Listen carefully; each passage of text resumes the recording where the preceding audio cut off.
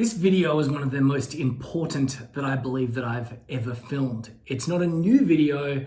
I recorded it a bunch of years back, and you can see a younger, slightly slimmer version of me. In the video, I'm talking about a super important topic, a topic that made me and still makes me feel a little bit uncomfortable. You'll see how uncomfortable I look in this video, but stick around for the first 78 seconds. If you can make it past the first 78 seconds, you will be richly rewarded. Enjoy.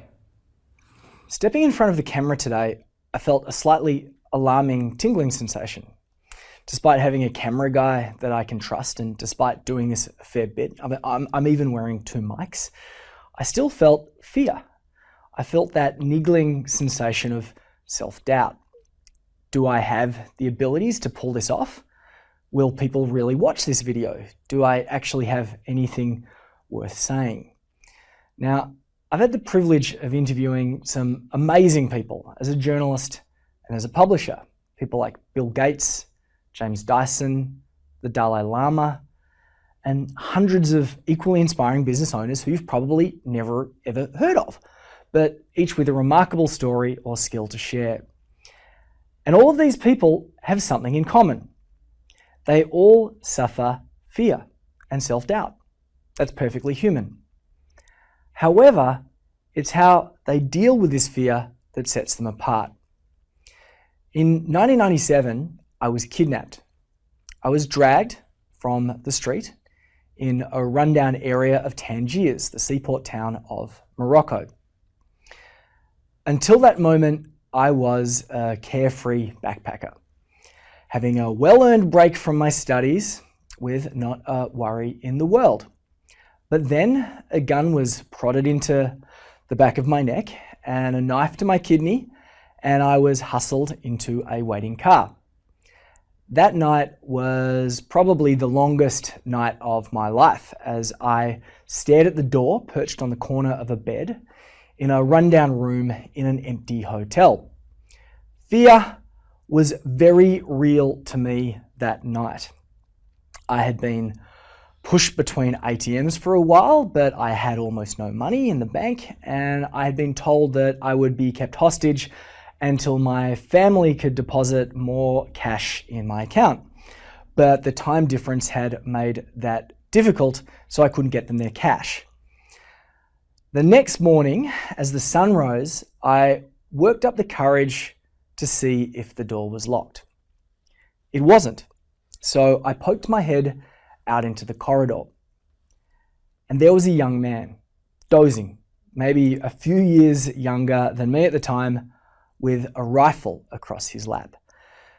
Now, weirdly, he sheepishly smiled because he'd been caught napping, and suddenly, like a bolt of lightning, I remembered something that my mother had once said. She said, "Fear, James, is almost always false evidence appearing real," F-E-A-R. And in that moment, clarity came. And I could see that this kidnapper was little more than a teenager. And the gun across his lap suddenly didn't seem so real. And it occurred to me that despite all their bluster, this posse that had ripped me from the street had been extremely careful to look after my safety. They hadn't hurt me. They hadn't even ransacked my backpack. They were relying on my fear. And that moment, I made a plan. I would walk away, one step at a time. And that's exactly what I did. I walked past my keeper. Nobody tried to stop me. I did not stop. I walked one step at a time directly towards the port and boarded the first ferry to Spain. I tell this story for two reasons. The first is that most people let fear unduly influence their lives in big ways and in little ways. I'm not talking about life and death situations like being held hostage in a far-off land. I'm talking about the sorts of questions that probably brought you into my circle, that prompted you to subscribe to an email of mine perhaps. Should I launch a business? Should I keep running my business the way that I'm running it now? How can I accelerate my plans? How can I leapfrog any one of the countless commercial obstacles that are getting in my way? Common business questions. Most people cannot tell the difference between real risks and perceived risks. Yes, yet it's this ability to make this distinction that sets apart good entrepreneurs from great entrepreneurs. Great business leaders understand that most of the time, fear is merely false evidence appearing real. The challenge or roadblock is a perceived risk. There will be a solution. It might just require a little effort. And that's where the second take home from this lesson comes into play. And it's far more important than the first. Great business leaders do not seek opinions. They seek instruction. They realize that the surest way to overcome inaction and fear is to work out what should be the first step and take it.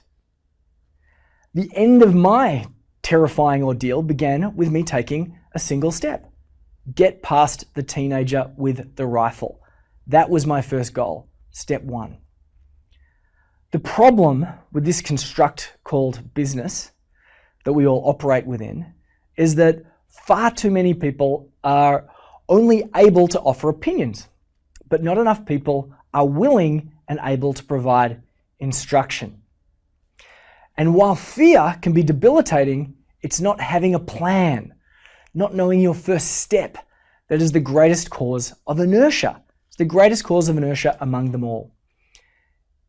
If I wanted to help you bake a cake, I wouldn't say, in my esteemed opinion, you will need flour. No, I will say, step one, turn on the oven.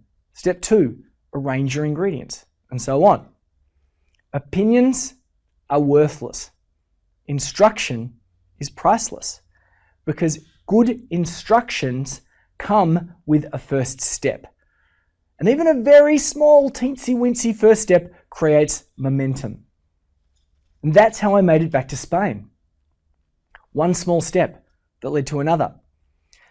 People ask why I do what I do. And over the years, I've given plenty of answers to that question. But it comes down to this simple answer. The Not So Freaky University and all my training programs and products and memberships are designed to inspire. They're about passion and the process of creation. But those things aren't enough. Without action, inspiration is meaningless. Too many people spend far too much time consuming entrepornography, anecdotes and opinions like this one, as an alternative to real action. And I'm a pusher. I'm a peddler of entrepornography. But at the end of it all, I know that a small number of subscribers, a small number of viewers, readers, event junkies are going to take action. They're going to experience progress. They're going to build something great and make a meaningful difference to the world around them. So fear is fine. It's normal. But don't let it be the cause of inaction. Next time I send you some details about something, about a course, an accelerator, a product, a membership, seriously, consider what we have to say. We wouldn't be offering the course, the product, the membership, whatever it's going to be, if we didn't think it would make a serious difference to an entrepreneur just like you, to an entrepreneurial business operator just like you. Now, I don't tell this story very often. In fact, I almost tell it never, because it's difficult to share. But I do hope that it will inspire you to seek instruction, to seek a path, a first step, to take action. Because unless you take action, the last 10 minutes of your life will have been wasted. That's right, seriously. The past 10 minutes that you have just spent watching me will have been wasted, meaningless. Because without action, you've been doing not much more than consuming my entrepornography. So here's what I'd like you to do. I'd like you to scroll down the page and leave a comment below. Tell me what specific roadblock is preventing you from achieving your commercial goals right now. Be specific. What is the goal and what's preventing you from achieving it? Maybe it's something super frightening, like quitting your day job to start a new venture. What's stopping you? Maybe it's a niggling stress, like your reluctance to embrace a change in technology. Okay? Shift your business slightly. What's stopping you? What's stopping you from embracing this change? Maybe it's something technical. Maybe it's a fear of public speaking or talking to a camera. What is your fear? What is the fear you wish to conquer? Who is your captor? What's getting in your way, and how can you make one small step to move past your fears? Okay? Moments like this don't come along often. And then after that, after you've left a comment, get out of here. You got other things to do. You got empires to build. Thanks for paying attention. Thanks for listening to my story. Signing off.